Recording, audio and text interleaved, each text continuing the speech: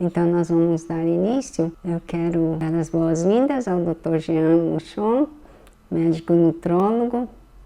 Ele é meu médico particular, cuidando da minha saúde já há um tempo, 6, 7 meses. Eu venho perdendo peso já há alguns anos e chegou num limite assim que eu tinha que procurar ajuda. E aí estou nessa caminhada com o Dr. Jean, ele está me ajudando. Quero dar boas-vindas a ele, é uma alegria tê-lo para ter essa live, compartilhar aquilo que ele pode nos ajudar, né, nos ensinar. Muito obrigado, Caio. Obrigado pelo convite de estar aqui hoje. É sempre um prazer estar junto contigo. Uma pessoa, uma paciente tão especial, né? Então, gosto muito de estar junto contigo e muito obrigado por estar aqui, poder falar um pouquinho sobre a nutrologia, poder falar um pouquinho, espaçar um pouco de conhecimento para o pessoal aí.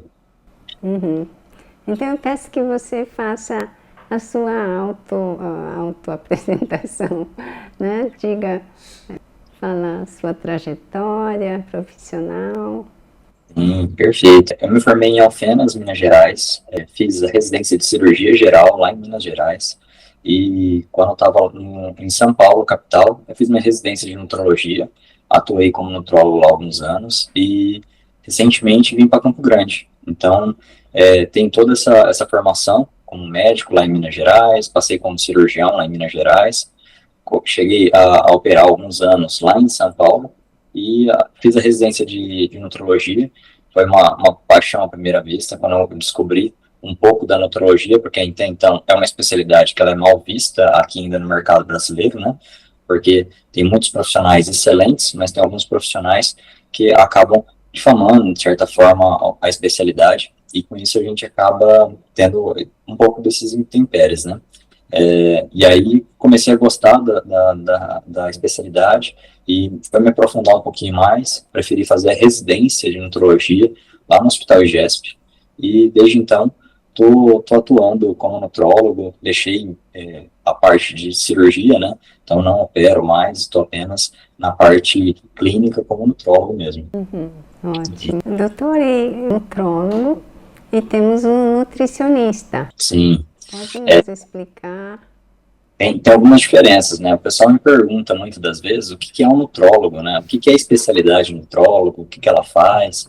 Então, o nutrólogo, ele é um médico, tá? Você não tem como ser nutrólogo, ser nutricionista, o nutrólogo, ele é um médico, e esse médico, ele pega todas as alterações fisiológicas dessa pessoa, que pode estar sendo patológicas ou não, ou a própria fisiologia de uma velhice, por exemplo, e essa pessoa, e nós, como nutrólogos, a gente tenta melhorar essa parte fisiológica dessa pessoa através de nutrientes, através da alimentação, principalmente, né?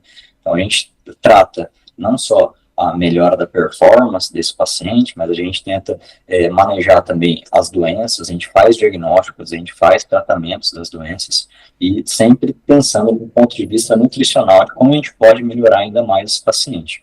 Então, essa que é a nossa especialidade, um ponto-chave da nossa especialidade. Agora, tem um nutricionista, né? E muita gente fica em dúvida, quando que eu devo procurar um nutrólogo, quando que eu devo procurar um nutricionista, uma coisa diferente da outra, qual que é melhor, né? Muita gente pergunta, qual que é melhor, um nutrólogo ou um nutricionista? Na realidade, não existe melhor dentro das duas especialidades, né? São duas especialidades que elas funcionam de forma sinérgicas, então, essas são duas especialidades que a gente proporciona a melhora do paciente, e a gente pega o paciente e vê ele de ângulos diferentes. Então, o que a nutrição faz? A nutrição, ela estuda muitos nutrientes, e através desses nutrientes, ela enxerga qual que é o melhor tipo de dieta e quais os melhores nutrientes para aquele determinado paciente, e tenta montar uma dieta baseada nisso. Já o nutrólogo, por ser médico, a gente tem uma visão médica da situação. Então, a gente faz diagnósticos, a gente tenta alguns outros tipos de tratamento, e além disso, a gente, do ponto de vista nutricional, a gente vê quais os nutrientes que são necessários, se o paciente ele necessita de uma quantidade maior ou de menor de determinado nutriente, e a gente consegue colocar ela de uma forma mais específica. Então, de uma maneira geral, tanto o nutrólogo quanto o nutricionista fazem dietas para o paciente. Só que o nutricionista, ele é muito mais específico para fazer a dieta. Já o nutrólogo é para cuidar de todas as outras partes, algum outro transtorno alimentar, algumas outras especificações da doença desse paciente. Então, tem sempre essas diferenças, assim, que eu acho que é interessante a gente estar salientando, né, para o pessoal. Sim, legal. Então, entendi. Então, no meu caso, realmente é meio complicado, né? E eu acho que tem que ser mesmo com a ajuda do nutrólogo. Eu acho que estamos indo bem, avançando. Feliz com a progressão do meu caso. Um dia eu vou contar mais também com detalhes, né, sobre a minha saúde, porque as pessoas ficam preocupadas comigo, sabe? Porque veem, né, que nos últimos 5, 6 anos eu venho emagrecendo bastante. Então eles ficam preocupados comigo, meus seguidores. Então eu estou sendo bem acompanhada aqui no tratamento e estamos aí batalhando. E mais para frente aí eu posso compartilhar isso também, né, com cada um dos meus seguidores que estão super interessados e torcendo por mim, com certeza. Fico feliz pela presença de quem está me acompanhando hoje nessa live. É muito bom saber que você acompanha o meu trabalho e que você está me apoiando. Eu sinto esse apoio, isso é muito bacana, porque senão eu com a minha idade, se não valesse muito a pena, nisso já está curtindo a aposentadoria. Mas os meus seguidores, as palavras que eles me mandam, né, nos comentários, isso é um incentivo muito grande para continuar. E agora que completei os 500.000 inscritos, sinto assim que subi um passo no degrau, mas também aumentou minha responsabilidade e vamos em frente, e caminhando mesmo, olhando para o futuro, porque a gente não pode parar, né? Não pode parar e ficar olhando só para o passado ou para os problemas do presente. A gente tem que sempre buscar caminhar para o futuro. Doutor, fala para nós mais sobre a nutrologia. A nutrologia, então, como essa especialidade médica, a gente atua em diversas áreas, né? Então, por ser uma área onde nós mexemos com o alimento, né? E se a gente for parar para ver, cada um das pessoas que estão assistindo a gente agora, se eu falar assim para você, pensa num momento bom da tua vida, pensa numa lembrança boa onde você tem com a tua família, por exemplo. As pessoas provavelmente vão se lembrar de alguma época, algum episódio onde tem algum ambiente, por exemplo, o Natal, onde tem uma mesa recheada de comidas, onde está sempre perto das pessoas boas, onde traz comidas também. Então, a comida é uma coisa que tem uma forte cultural muito grande na nossa cultura, né? Não só na nossa cultura, cultura asiática também é muito forte isso daí. Então, até a forma com que lidam com os alimentos, isso é uma coisa que é muito cultural e que é muito tradicionalista ainda, e a gente acaba carregando isso daí. Então, a gente tem um aspecto muito importante de passar para todo público, que a nutrologia, ela pode atuar em diversos aspectos, né? Então, por ela ser uma especialidade que lida com alimentação, e a alimentação é a base da vida de uma pessoa, então a gente consegue acompanhar essa pessoa em diversos aspectos. Então, tem a parte da nutrologia pediátrica, que atende um pouco mais a parte da criança. Tem a parte da nutrologia oncológica, que mexe com pacientes oncológicos. Tem a parte da nutrologia que mexe com pacientes que têm algum distúrbio gastrointestinal. A parte hepática, tem toda parte, né? Tem a nutrologia onde mexe com os pacientes desde internados na UTI, pacientes que recebem dieta ou por sonda, ou pela gastrostomia, ou se não pela dieta diretamente na veia, como a nutrição parenteral, que a gente fala, né? E isso acaba sendo um espectro muito grande que a nutrologia atua. Então, todas as áreas acabam sendo sincrônicas à área da nutrologia, e a gente consegue acompanhar e melhorar e otimizar a performance desse paciente, independente do estágio de vida onde ele esteja, né? Então, é muito interessante a forma e como a nutrologia atua de uma maneira geral.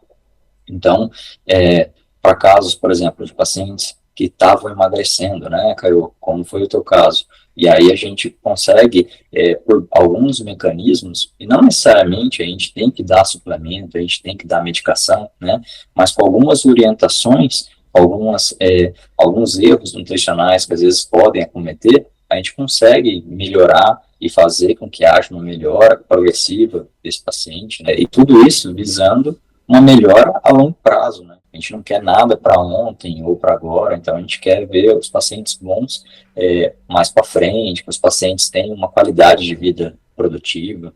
Então, a gente consegue mexer com todas essas partes. Então, a gente mexe com muitos extremos, e aí por isso que dentro da nutrologia, agora já está tendo algumas especialidades que o pessoal acaba se subespecializando na realidade, né? Então, a gente faz alguns mais voltados para pacientes que têm um quadro de emagrecimento muito importante, outros com pacientes que querem emagrecer, com quadro de obesidade ou algo assim do tipo. Tem alguns aspectos nutrológicos que mexem mais com doenças reumáticas, algumas variações delas nisso. Então é muito interessante a gente ver, tem uma gama de coisas para a gente estudar, todas as doenças. Se a gente for pegar as doenças mais comuns da população, que grande parte da população, hipertensão e diabetes, não é só endocrinologista e cardiologista que orientam, né? A gente consegue fazer diversas orientações que podem melhorar também a qualidade de vida desse paciente, mesmo coisas pequenas que esses pacientes às vezes não saibam, ou que a própria mídia acaba informando, né? Lembrando que você, Caio, por exemplo, você tem 500 mil seguidores, né? E aí a gente está tendo que passar o melhor do conteúdo para essas pessoas, porque eles podem aprender alguma coisa errada e colocar em prática e piorar a qualidade de vida. E é justamente o contrário. Você sempre prezou pela qualidade, e a gente quer tentar manter essa qualidade.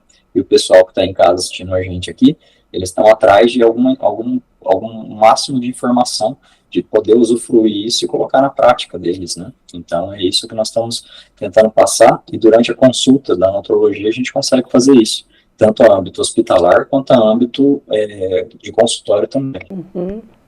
Uma coisa que ele me disse um dia, e ficou na minha mente, aí ele me falou assim, olha, perguntou a idade dos meus pais, eles estão vivos, estão bem. Meu pai tem 96 para 7, agora em junho 97, e minha mãe em agosto 94 anos. E aí ele me disse, então a sua genética promete, você vai viver bastante. E com a sua idade agora, eu tenho 67, você vai ter muitos anos pela frente. Então você precisa se cuidar, olha só, é verdade.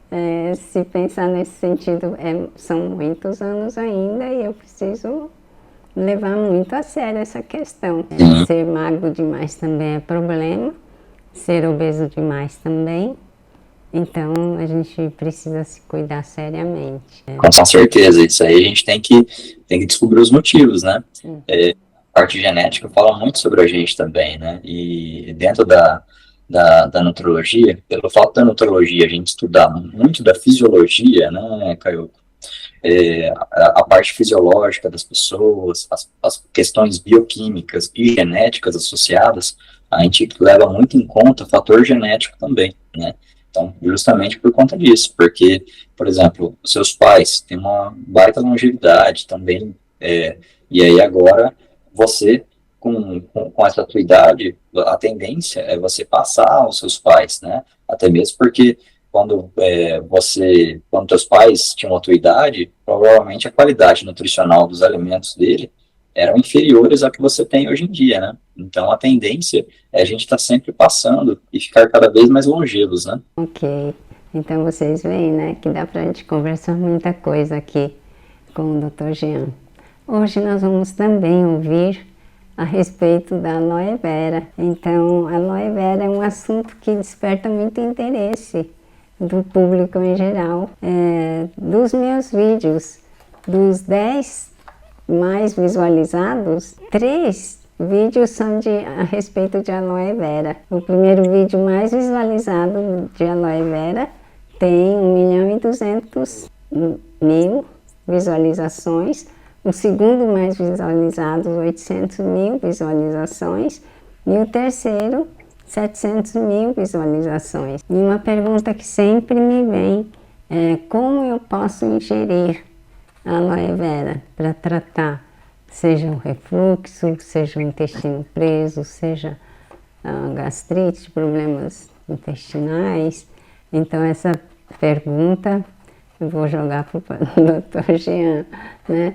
Fala para nós então em relação às propriedades que ela realmente, né, se tem, quais são, e destrinchar um pouco sobre a aloe vera, popular babosa. A babosa, bom, eu sou do Mato Grosso do Sul, né, então quem nunca ouviu falar em babosa aqui é porque não chegou no estado, porque todo mundo aqui já tem um histórico disso aí, né, a gente tem uma cultura muito forte, até uma cultura indígena muito forte disso, mas na realidade tem alguns estudos da aloe vera, algumas coisas que eram feitas há muitos anos atrás, né? Então, os indianos utilizavam muito aloe vera, a gente já sabia anteriormente, há muitos anos atrás, então já tem uma demanda da aloe vera, só que a gente não sabia exatamente todos os fitoquímicos que tinha, e mais recentemente a gente começou a ter mais propriedade para falar um pouquinho disso, né?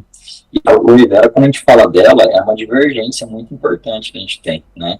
Primeiro, é que quando você vai fazer alguma pesquisa ou algo assim do tipo, você só vê coisas boas da aloe vera, né? É muito difícil a gente ver alguma propriedade ruim dela. Só que, em compensação, a nossa Anvisa foi lá e bloqueou ela como uma medicação que não poderia ser utilizada por diversos motivos. E aí, vou explicar um pouquinho de cada motivo, né, das propriedades boas e das propriedades ruins da aloe vera. Eu sei que você tem alguns vídeos falando da aloe vera, e num desses vídeos você ensina até a fazer o extrato, né, da goma da aloe vera, que é muito importante, tem muitos fitoquímicos importantes ali. E quais são as propriedades? Vamos começar das propriedades boas da aloe vera, né? Então, ela serve para diversas coisas no nosso organismo, tá? E por que ela serve para diversas coisas? Tem gente que fala que ela é uma planta que tem superpoderes, tem alguns artigos que colocam isso, a melhor fitoquímico que existe, algumas coisas assim. Na realidade, ela tem tantas propriedades bioquímicas importantes, porque ela tem mais de 70 produtos dentro dela. Então, tem muitos nutrientes dentro dela importantes, né? E dentro desses nutrientes, nós temos uma gama de proteínas, de vitaminas, e proteínas e vitaminas de todos quanto é tipo, em concentrações altas, né, que é interessante para a gente. Além disso, nós temos muitos minerais dentro dela, então ela tem diversas funções e cada um desses minerais, dessas propriedades, a gente consegue atuar em determinado sítio. Então, quais são as principais propriedades que ela é utilizada hoje em dia e que ela é mais estudada hoje em dia? Se fala muito dela para a parte anti-inflamatória, então ela tem algumas propriedades anti-inflamatórias muito importantes. Para quem já tem mais do que 30 anos, com certeza já passou um protetor solar com aloe vera. Então, essa aloe vera, ela é uma substância que hidrata também a pele de uma forma muito importante, e além de fazer essa hidratação da pele, ela ajuda muito na parte da queimadura, justamente por ela ter uma quantidade muito grande de vitaminas, como, por exemplo, vitamina E. Além disso, existem propriedades dela em que ajudam a motilidade do intestino. Então, ela tem, por exemplo, ela é rica em glucomamana. E glucomamana é um tipo de fibra que é super utilizado. Agora, a gente tem que ficar... essas são as principais propriedades, as propriedades talvez mais estudadas dela e que mais requer. Então, tem muitos artigos, principalmente artigos internacionais, falando das qualidades da babosa, né, do aloe vera, propriamente dito, que na realidade ela é uma super substância justamente por ter essa quantidade de nutrientes. Mas aí foi publicado alguns estudos, onde nós pegamos esse extrato da aloe vera e concentramos bastante esse extrato. Nessa concentração, a gente deu para alguns ratos e viu, depois de um tempo, que esses ratos, depois de, se não me engano, 2 anos dando para esses ratos, que esses ratos, esses determinados roedores, na realidade, eles haviam tido umas espécies de tumor no intestino. E aí a gente não conseguiu identificar exatamente com qual substância dentro dela que pode ter feito com que tivesse esse tumor. Mas por isso a gente acabou não podendo fazer estudos em humano. Então atualmente a gente não tem estudos aprofundados em humano justamente por conta dessas alterações. Então ela teve vários comitês internacionais que pediram para evitar o uso da aloe vera, mas a gente não pode negar que a aloe vera é uma planta que ela tem diversas propriedades aí farmacológicas importantíssimas para a gente, né? Uma das coisas que você tinha me perguntado também, Caio, e que eu até vi no teu vídeo, além de você explicar muito bem sobre como você tira ela, a gente tem alguma substância, não sei para quem já viu a babosa anteriormente, né, quem está vendo a gente, se já ouviu falar de babosa, se ela já viu. Ela parece como se fosse uma planta suculenta. E aí ela é uma planta em que ela pode chegar, ela tem algumas, como se fossem umas pétalas grandes dela, onde ela tem algumas, como é que eu posso dizer? Ela tem alguns espinhos nas pontas e tudo mais. E quando a gente corta ela tem uma espécie de goma que parece muito uma gelatina, né? Até num dos vídeos em que a Caio coloca aqui no canal, ela mostra exatamente o aspecto onde ela aperta também essa goma, e essa goma ela tem um aspecto parecendo uma gelatina, né, Caio? É um aspecto diferente, até engraçado assim de se ver. Só que qual o grande problema dela é que ela apresenta ainda algumas outras substâncias dentro dela, né? E essas substâncias que pode ter dentro dela são substâncias que algumas das vezes podem irritar. Pode irritar a pele, pode irritar o nosso intestino. Então a gente tem que tomar muito cuidado com o que nós vamos ingerir da babosa, porque se é uma pessoa em que tem constipação intestinal, e a pessoa toma, por exemplo, uma quantidade muito grande desse gel em que ela se tem dentro da goma da babosa, que é propriamente o aloe vera, a gente consegue ter uma quantidade muito grande de glucomamana. Essa glucomamana é um tipo de uma fibra. E essa fibra, ela tende, com o passar do tempo, a regular o intestino. Só que, primeiramente, para quem tem um intestino já constipado, ela pode constipar ainda mais. E o grande problema é que, por nós não estarmos acostumados e por ter compostos fitoquímicos que a gente não é acostumado a ingerir naquelas concentrações, ela pode dar alguns efeitos colaterais. Então, como desarranjo intestinal, como dor abdominal, estufamento e por aí vai. Então, a gente tem esses dois efeitos da aloe vera. Então, tem muitas propriedades boas, a gente não pode negar, né? Mas a gente tem que ficar um pouco esperto, porque não é todo mundo que tolera ela. Você já chegou a utilizar ela, Caio? Tomar, não. Eu não tenho coragem, não. Não tive coragem, não. Isso, tem muita gente que faz a ingestão dela, né? Mas, na realidade, a maioria dos estudos, né, o que falam realmente, é na parte da hidratação e principalmente na parte da pele, né? Então, mulheres, principalmente, que são um pouco mais vaidosas que nós homens, né? As mulheres, elas tendem a passar isso pela quantidade de propriedades fitoquímicas que ela tem. Antigamente, Caio, existia pessoas que, quando a pessoa tem diabetes, uma quantidade muito alta de diabetes ou muito descontrolada, ela pode ter alguns ferimentos que dificultam muito a cicatrização. E aí, quando você tem esses ferimentos, muitas das vezes esse ferimento pode infectar e vir a ter alguma necrose da pele, né? E aí é interessante, porque o pessoal passava nela antes, passava nela. E por ela ter algumas enzimas, algumas catalases que a gente chama, que são algumas enzimas que comem a proteína, então essas enzimas, elas conseguiam desbridar quimicamente, ou seja, cortar todo esse tecido desvitalizado e, pelas propriedades regenerativas em que ela tinha também e de hidratação, ela melhorava, ela ajudava a crescer a pele nova.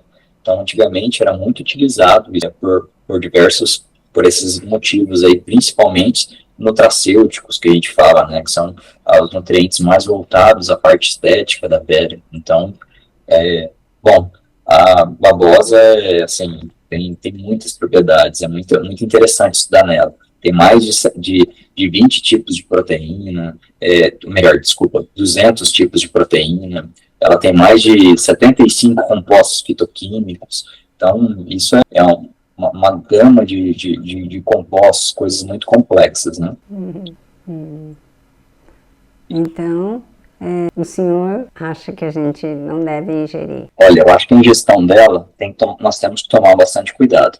Hoje em dia, nós temos, como a medicina, graças a Deus, desenvolveu a certo ponto, né, a gente consegue entender que de vez a gente comer a babosa e ter riscos de ter efeitos colaterais, é muito melhor a gente entender o que tem dentro dela e pegar esses compostos para tentar colocar ele no nosso dia a dia. Então, de vez eu falar para você, ó, vai lá e vai ingerir uma quantidade muito grande de babosa, que pode ter efeitos tumorais, que a gente não sabe de onde, pode ter efeitos gastrointestinais, pode ter algumas alterações, eu pego esses compostos que vão ser interessantes para mim e coloco em alguma formulação que vai te ajudar. Ou se não, já pega alguma formulação de algum produto já pronto, feito pela indústria, né? Então, acho que seria muito mais interessante a gente utilizar isso. Mas não tem dúvida que na parte estética, ela pode vir a ter algumas coisas. Ainda faltam muitos estudos a respeito delas, né? Eu até hoje estava dando uma checada para ver se tinha algum estudo mais recente dela. E todos os estudos de 2024, publicados ainda esse ano, falam que ainda necessita de mais estudos para averiguar a qualidade dela.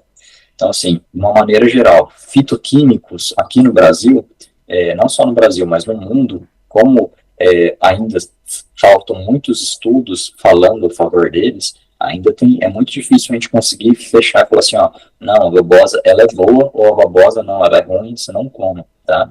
Justamente pela falta desses estudos, eu prefiro orientar que não faça. Então, quando precisa de alguma coisa, eu prefiro passar a substância. Então, quer melhorar a cicatrização? Eu posso te passar alguma coisa em que vai melhorar a cicatrização. Algumas vitaminas que já vão ser feitas para isso. Alguns minerais que são feitos para isso, né? Mas passar justamente a babosa propriamente dita, eu acho que é um pouco mais complexo. Agora, para cosmética, na pele, isso aí... Muito bom. Isso sem problema. A gente só tem que tomar cuidado com os ácidos, né, que pode vir a ter. Então tem a forma certa de se extrair, que você mostra até no teu canal. E a partir dessa forma, com a extração dela, você pode estar lavando a pele e você está hidratando ela, fica um período de tempo com ela e sem problema fica sem. Isso é muito interessante. Por sinal, é a base da babosa que muitos dos nutracêuticos acabam sendo produzidos, né? Os primeiros estudos, com certeza, foram através da babosa. Então, é muito interessante a gente tá falando sobre isso.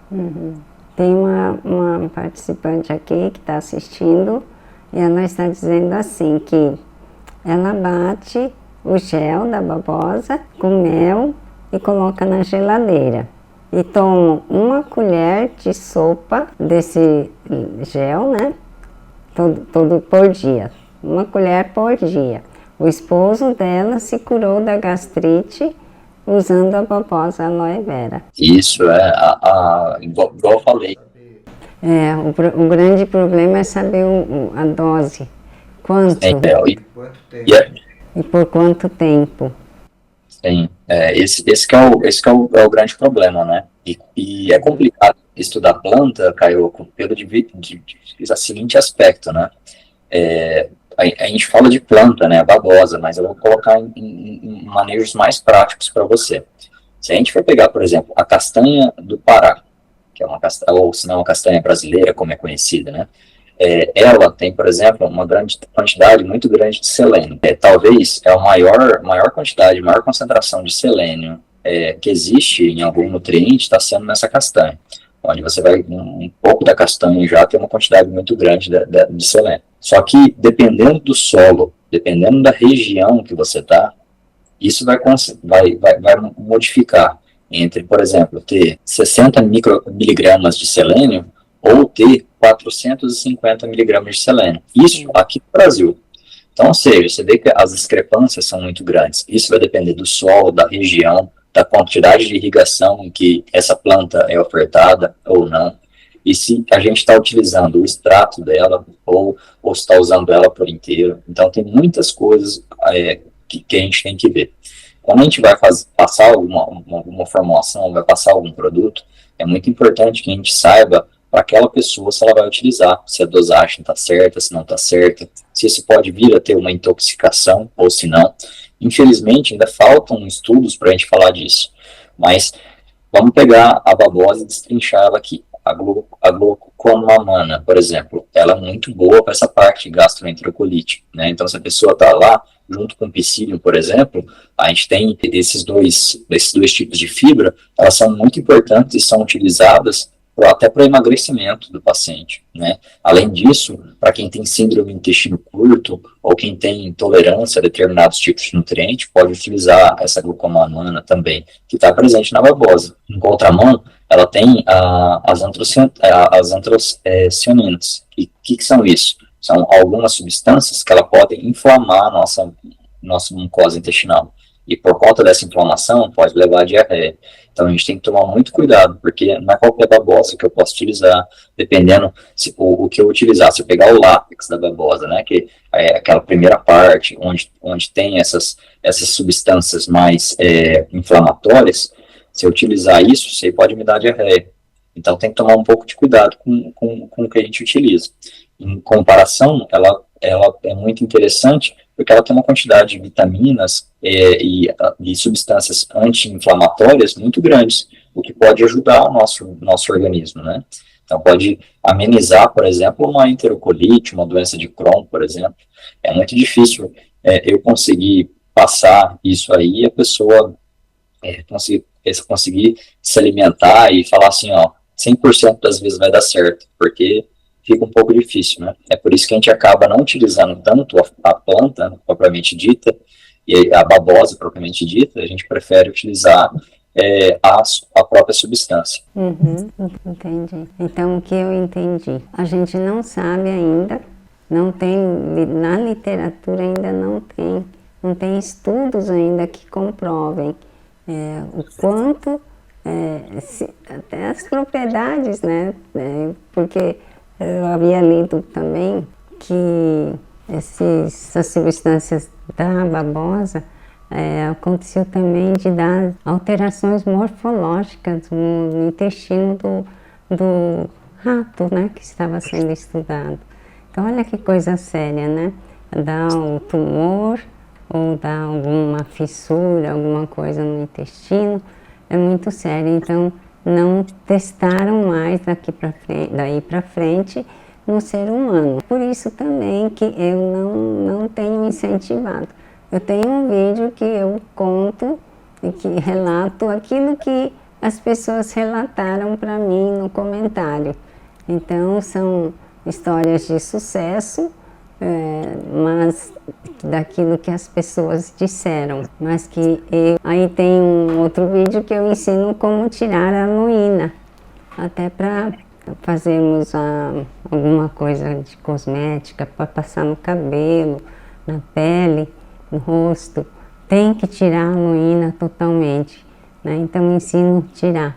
Mas então parece que eu entro em contradição, né? Mas é para esses casos assim, para cosmética. Agora, para ingerir, eu acho muito sério isso, né? Que tem muitos ingredientes, assim, muitas substâncias que existem ali que ainda não são muito conhecidas. Agora, se você vai no especialista fitoterápico, aí você pode, né, conversar com ele, se chegar num acordo, pode você, por sua conta, experimentar tomar, mas que eu não vou incentivar. Ninguém da minha família, da minha casa, eu não incentivo a ingerir. Às vezes eu fico meio tentada, sabe? Porque dizem, olha, sarou, foi curado, curou de câncer, curou disso, daquilo. Mas mesmo assim, essa pessoa que disse que curou-se do câncer, mas que ela deu ênfase de que não deixou o tratamento alopático, continuou, era um tratamento coadjuvante, então, nesse sentido. Tem muitos estudos falando, Caio, quando a gente vai atrás de pesquisar um pouquinho mais sobre a aloe vera, por exemplo, até para o pessoal que está ouvindo a gente, assim, quando a gente pega um estudo, a primeira coisa que nós temos que fazer é nos perguntarmos, né, o que o estudo está perguntando.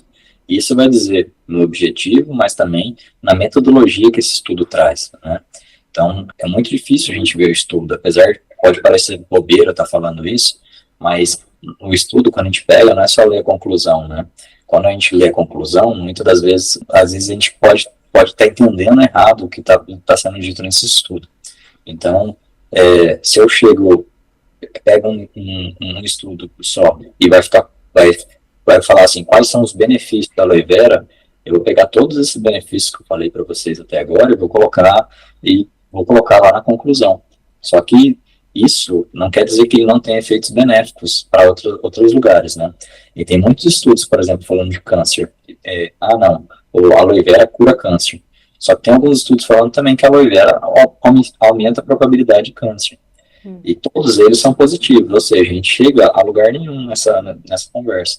O ideal seria fazer estudos maiores, né, estudos multicêntricos, aqueles estudos mais complexos, onde a gente consegue identificar melhor. Isso, querendo ou não, é muito difícil, porque como eu te falei, como é que eu vou fazer um estudo aqui, lá no Pará, lá no Chile, em Londres, sendo que aqui no Brasil mesmo, cada localização, as concentrações vão ser diferentes dentro da planta, né?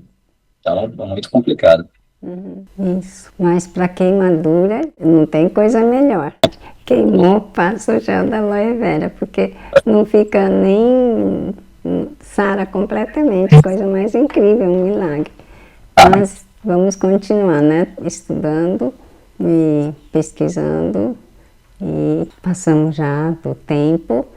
Quero agradecer, Dr. Jean, muito obrigada pela sua participação. Foi muito benéfico, assim, acrescentou muito, né, para quem ouviu essa palestra, essa live. Muito obrigada. Oh, verdade. Deixa seu contato, doutor. Sim, com certeza. Bom, pessoal, eu só tenho a agradecer, agradeço a todo mundo aqui da live que tá assistindo a gente. Vai ficar salvo, né? Como é que eu essa live? Para todo mundo aí, o que vocês precisarem, qualquer coisa, podem mandar no comentário aí, a Caio me manda e eu tenho o maior carinho para responder, podem ficar tranquilos. Caio, muito obrigado pelo convite, tá? Sempre uma honra estar com você, com o seu, é muito bom. Estou à disposição para outras lives, tá? Então, acho que na semana que vem vamos ter uma nova live, né? Então, daqui 2 semanas, vamos ter outra live com ele. Então, 2 semanas, né? Daqui 15 dias. 15 dias, isso aí. E aí nós vamos ter nova live e vamos falar um pouquinho mais sobre o emagrecimento. E queria agradecer por você deixar eu falar um pouquinho sobre a nutrologia, que é um assunto que eu tanto amo e que eu acho que vai ser fundamental aí para muitas pessoas aprenderem um pouquinho mais sobre também. Obrigado, viu, Carioca? O assunto vai ser, então, também sobre obesidade, né? Na próxima live. Sim, e o contato dele, ele atende para consultas no Hospital Vascular, aqui em Campo Grande. No Hospital Vascular de Campo Grande, no HVASC. E como vai ficar salvo essa live, eu vou colocar na descrição do vídeo. Ótimo, perfeito. Muito obrigada. Agradecer então a cada um que participou dessa live. Muito obrigada. Até o próximo. Até mais. Tchau.